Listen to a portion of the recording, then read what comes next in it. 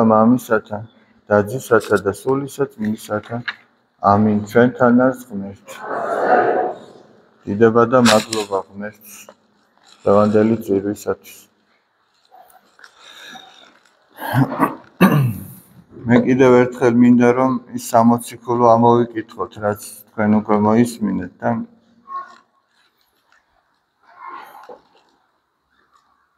პავლე მოციქული ამ 60 ქულოში ჩვენ აი რას გვეუბნება, რომ ესე იგი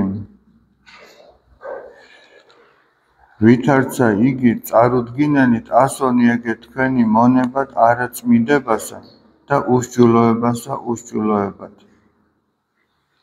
ეგრეცა წარუდგინენით ასონიეგე თქვენი მონებად სიმართლესა სიწმინდეთ. ესე იგი, როდესაც თქვენი სხეულის ნაწილები უსჯულოებას ესე იგი ამსახურეთ, იმისათვის გამოიყენებთ, რომ რაღაცა უსჯულოება ჩაგედინათ. ეხლა უნდა ადამიანმა შეინანოს და სიწმინდეს უნდა ამსახუროს ეს. რამე თუ ოდეს იგი მონანი იყვენით ცოდვისანი, თავისუფალ იყვენით სიმართლისაგან. რა უკვე ნაყოფი გაქვთ მაშინ? აი ეს კითხვა ძალიან მნიშვნელოვანია. მაშინ, როდესაც ჩვენი სხეულის ნაწილები ცოდავდნენ, აი მოდი ესე რომ ვთქვათ, სანამ თითოეული ჩვენთაგანი ეკლესიურ ცხოვრებას დაიწყებდა, ზოგი მეტად უფრო, ზოგი ნაკლებად ცოდვილები ვიყეხლა, ცოდვილები არ თავისთავად ცხადია, მაგრამ ახლა შეიძლება ისეთი უხეში და მძიმე, მით უფრო მომაგდინებელი ცოდვები აღარ გვაქვს ღვთისმადლით და აი იქამდე სანამ ადამიანში მოხდებოდა ფერისცვალება და დაიწყებდა ის ღვთისმცნებებით ცხოვრებას. იმაზეა ლაპარაკი, რომ მაშინ, როდესაც ჩვენი სხეულის ნაწილები ცოდვას ემსახურებოდა, შეკითხვას უსვამს, რომ რა ნაყოფი გქონდათო მაშინ? რა იყო ნაყოფი ჩვენი ასეთი ცხოვრებისა? რომლისათვის აწეგე რა გრცხვენის, რომლის გამოც ახლა გრცხვენია და არ გრცხვენია ადამიანს იმის გამო, რაც შეიძლება ჩადენილი ქონდეს. რამე თუ აღსასრული მათი სიკვდილი არის და ისეთი ცხოვრების დასასრული, რაც ადამიანს ჰქონდა, ვიდრე ქრისტეს ნათელი მოეფინებოდა მის სულსა და გულს, ისეთი ცხოვრების დასასრული არის სიკვდილი. არა ის სიკვდილი გარდაცვალებას რომ ვეძახით, ეს გარდაცვალება, ამითი ყველა გარდაიცვალა. არამედ სიკვდილი რასაც კი, სიკვდილი ქვია იმას, როდესაც ადამიანის სულს ღვთისმადლი განეშორება. აი რომ ჩვენ ზოგ შემთხვევაში ჩვენ ესე იგი არასწორად ვამბობთ, აი ადამიანი გარდაიცვალება და ვამბობთ, რომ დაიღუპა. სიტყვა დაიღუპა არ ნიშნავს, რომ ის გარდაიცვალა. სიტყვა დაიღუპა ნიშნავს, რომ ის წარწმუნდა, დაიღუპა, ან ცხონდა, ან დაიღუპა. დაიღუპა არ არის კარგი ნათქვამი. ქართველებს გვაქვს ამის შესაძლებელი, რომ ის გარდაიცვალა. რა ნამდვილად იცი, რომ ის ჯოჯოხეთშია და წარწმუნდა, ამიტომ არ უნდა თქვა, რომ დაიღუპა. არამედ უნდა თქვა, რომ გარდაიცვალა და პირიქით ჩვენ ღმერთის იმედად ვართ, რომ მის სულს ღმერთი შეიწყალებს. მაგრამ აქ გვაფრთხილებს, რომ ისეთი ცხოვრების დასასრული, რომლითაც ჩვენ ცხოვრობდით, ვიდრე ქრისტეს ნათელი მოეფინებოდა ჩვენს გულს, სიკვდილია იმის დასასრული. ხოლო აც განთავისუფლებულ ხარ ცოდვისაგან და დამონებულ ღმერთსა და გაქვთ ნაყოფი თქვენი. და ახლა, როდესაც გათავისუფლდით იმ ცოდვისაგან და ღმერთს დაემონეთ, ანუ ადამიანი, რომელიც ცდილობს, რომ ღვთისმცნებას დაემორჩილოს, ის აღასრულოს. და რა ნაყოფი ექნება? და გაქვთ ნაყოფი თქვენი სიწმინდეთ და აღსასრული ცხოვრება საუკუნე. ანუ ამ წუთის სოფელშივე ნაყოფად გაქვს სიწმინდე და ამ ყველაფრის დასასრული არის ცხოვრება საუკუნე, ანუ მარადიული სიცოცხლე. ანუ ცოდვის ნაყოფი რა იყო? უწმინდური ცხოვრება. აქვე უამრავი განსაცდელი. აი წმინდა პაისი ათონელის სიტყვებს ხშირად ვიხსენებთ ხოლმე, რომ ადამიანები იტანჯებიან იმის გამო, რომ არ ნანობენ, აღსარებას არ ამბობენ.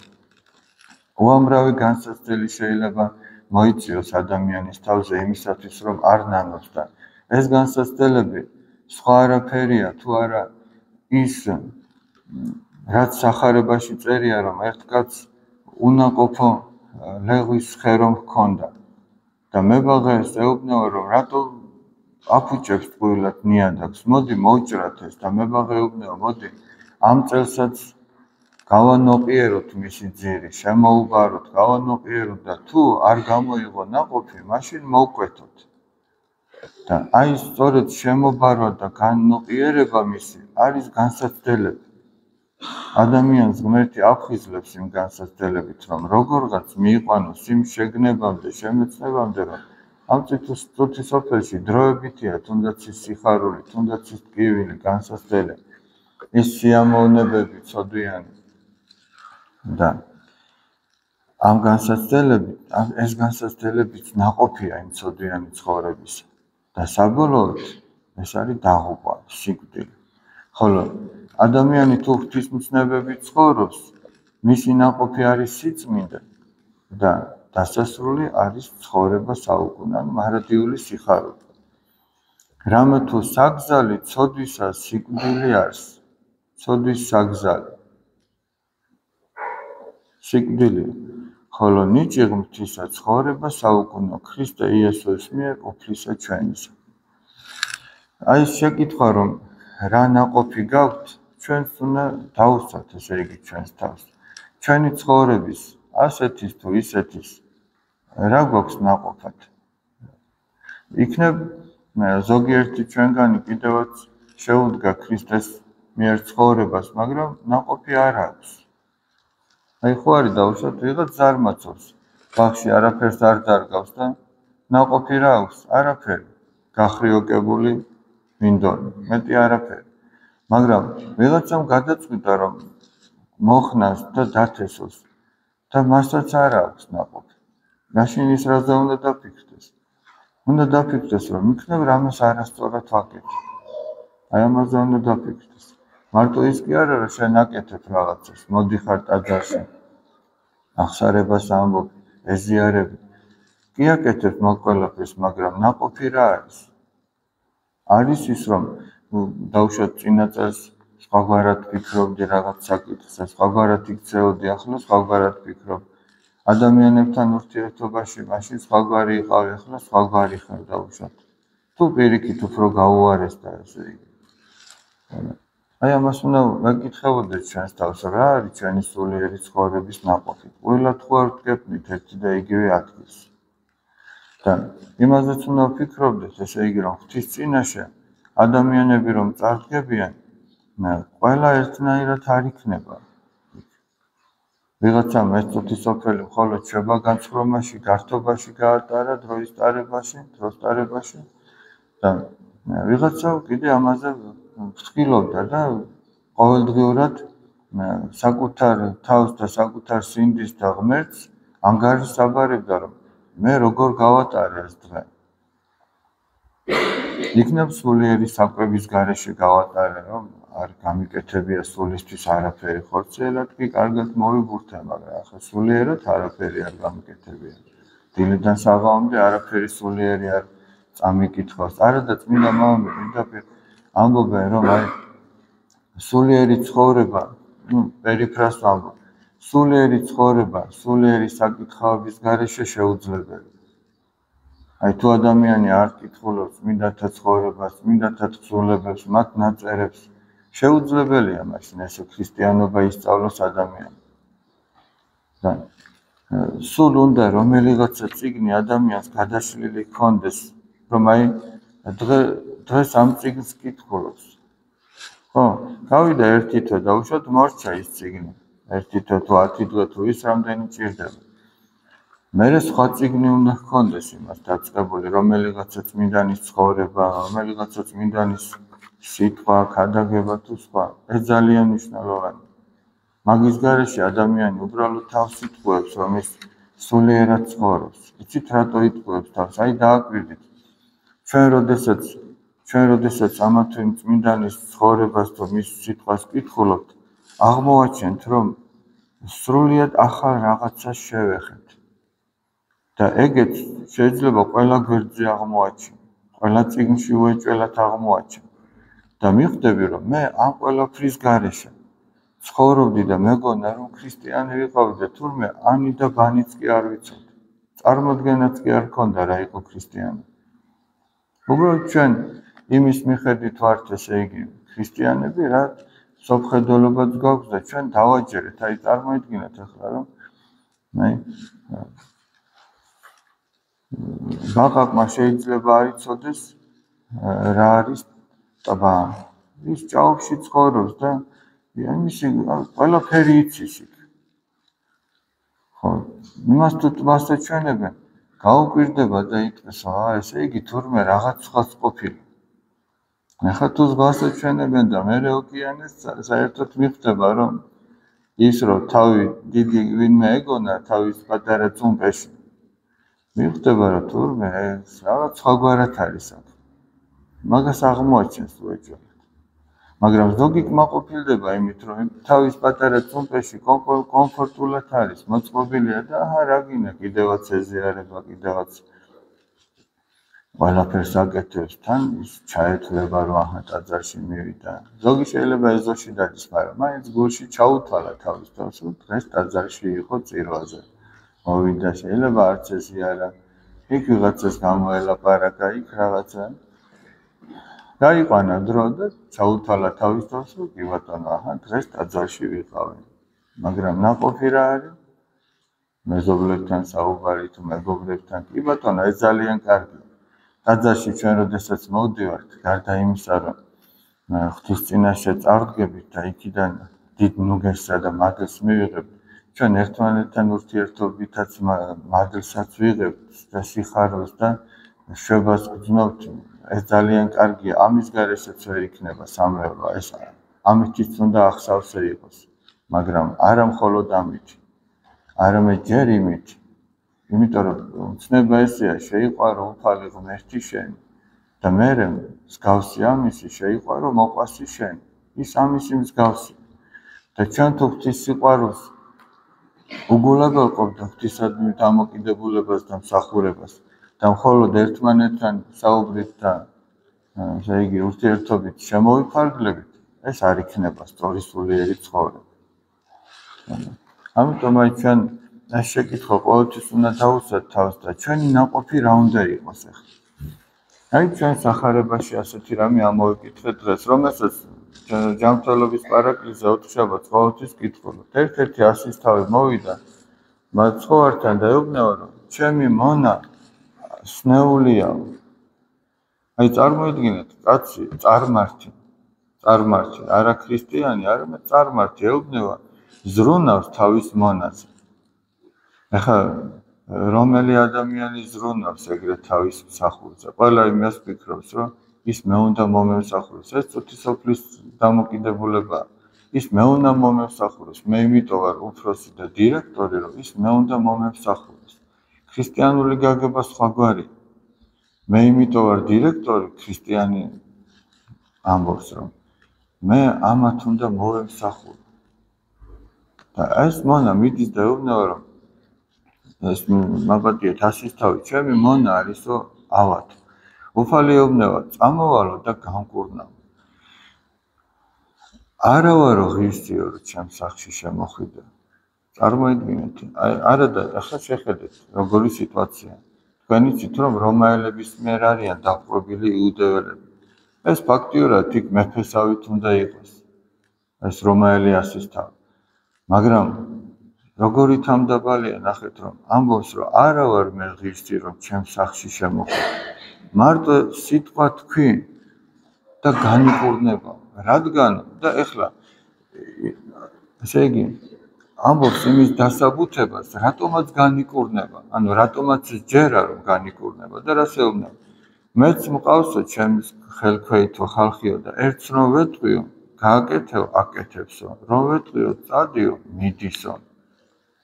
ანუ შენც რო ეტყვი ამ დაავადებას, რომ წადიო, ისიც ადგება და წავა, ესეთი რწმენა ქონდა. და მობრუნდა მაცხოვარი უკან ხო ხალხი მიყვებოდა და ეუბნება, რომ მეო ისრაელშიც კი ვერ პოვე ასეთი რწმენა. ისრაელი ვინ არის? ახალი აღთქმის ისრაელი, ეს ჩვენა ვართ ქრისტიანები. აი უფალი მოგვიბრუნდა და გვეუბნება, მე თქვენშიც კი ვერ დავინახე ესეთი რწმენა. რა რწმენა? ერთი ის რომ არ ვარ დღისი უფალო რომ ჩვენ სახში შემოხვიდე და მეორე ის რომ თუ შენიტყვი რომ განიკურნოს იმ წამშივე განიკურნო. და ხა ჩვენ ვეტყვით რომ არა როგორ არა ჩვენც ეგეთები ვართო? მეგონია რომ სიცხვილითაც დავიწყებით ეს აზრიც რომ მოგვივიდეს, ვერ ვეტყვით ამას. აბა როგორ ვეტყვით? აი ავად რო ვართ. ვიცით რომ თუ უფალი ინებებს იმ წამშივე განიკურნებით? არ არის ჩვენში ეს რწმენა და იმიტომაც ვამბობ რომ ჩვენში არის ის ნაყოფები, სულიერი ნაყოფები, ჩვენმა სულიერმა ცხოვრებამ მოიტანა ეს ნაყოფები. თუ ისევ წუთისოფლის ადამიანი ვფიქრობს ქრისტიანიც. იმიტომაც არის რომ ზოგჯერ და არა იშვიათად ჩვენსგან ხელში შვერენ და ამბობენ რომ ჩვენზე უარესად ცხოვრობს.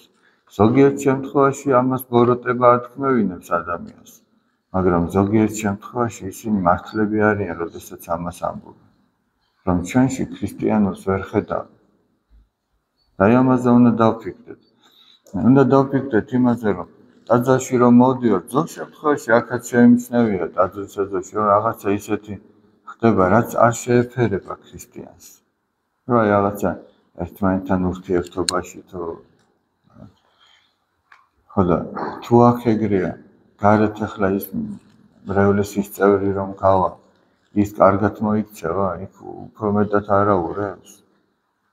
და მაშინ რა გასაკვირია ჩვენზე თუ მაგას იტყვიან. და მაშინ რაღაცა ჩვენი ნაყოფი რომ სხვა ადამიანები დავაბრკოლეთ ჩვენი საქციელით. ჩვენ უნდა ვიცოდეთ რომ ჩვენ ეკლესიურ ადამიანებს უფრო მეტად დაკვირვებით გვიყურებენ გამადიდებელი შუშით ვიდრე სხვას, იმიტომ რომ ჩვენ და სწორიც არის. ჩვენ უფრო მეტიც მოგვეკითხება ღვთისწინაშე, ესეც სახარებიდან არის. მონამ რომელმაც იცის ბატონის ნება და არ აღასრულებსო, უფრო მეტად დაიშება, ვიდრე მან რომელმაც არ იცისო მისი ნება. ამიტომ აი ჩვენ ამაზეც უნდა ვფიქრობდეთ და ის რომ ვიღაც გამადიდებელი შუშით გვიყურებს, ესეც ღვთისწყალობაა ჩვენთვის. რატოა ღვთისწყალობა? აბა ჩვენ თუ ისე მიგვიშვებდნენ, ჯერ რა ვართ და კიდევ უფრო რა ვიქნებოდით? ეს თვალიც რომ არ არსებობდეს, ეს რო არ გვიყურებდეს. იმიტომ რომ ჩვენ ზოგ შემთხვევაში ღმერთი გვავიწყდება რომ გვიყურებს. და თუ ისიც დაგვავიწყდა რომ ადამიანიც გვიყურებს, მაშინ ეს ორი მოხრუჭი აქვს ადამიანს, რომ ზნეობრივად არ დაეცეს. ამიტომაც ნახეთ სახარებაში რა ეწერა.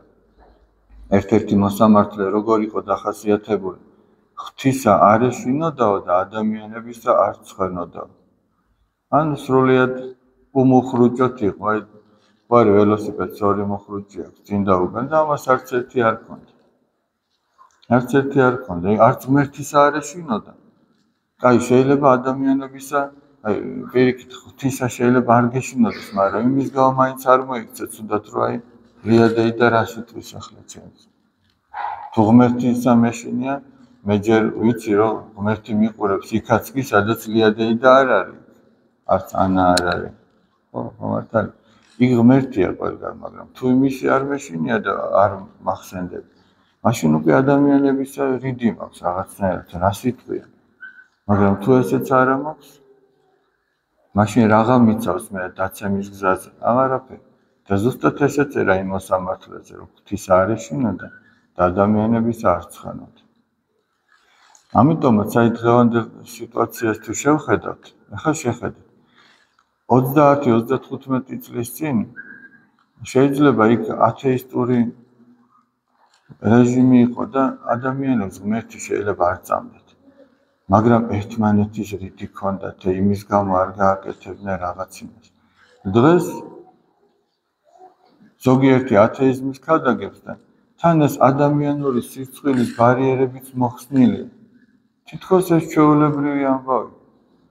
და დღევანდელი ახალგაზრდები, დღევანდელი მომავალი თაობა, რომელიც მოდის, აი ამ საშიშროების წინაშე დგას, რომ მათ ეუბნებიან, რომ ღმერთი არ არის და თითქოს ათეისტობა არის რაღაცა დაწინაურებულობა. და თან ამბობენ, რომ ეს არაფერი არ არის, ნახე ახლა ისიც ესე აკეთებს, ესეც. ეს სიცხვილიც თითქოს მოხსნეს დღის წესრიგით. ხოდა ამიტომ არიან ძალიან დიდი საფრთხის წინაშე. ამიტომ არის ჩვენი მთავარი საზრუნავი, რომ აი ამისკენ ავიღოთ გეზი და ეს იყოს ჩვენი მთავარი მიმართულება. ღმერთი შეგეწიროს. ხვალ არის წმინდა იოანე ნათლისმცემლის შობის დღესასწაული, ეს არის დიდი წინასწარმეტყველი, წინამორბედი და ნათლისმცემელი უფლისა ჩვენისა იესო ქრისტესი. თქვენ იცით, რომ სოფელ ფლავში არის წმინდა იოანე ნათლისმცემლის ტაძარი და ჩვენ დღეს ღამით წირვას სწორედ იქ აღვასრულებთ.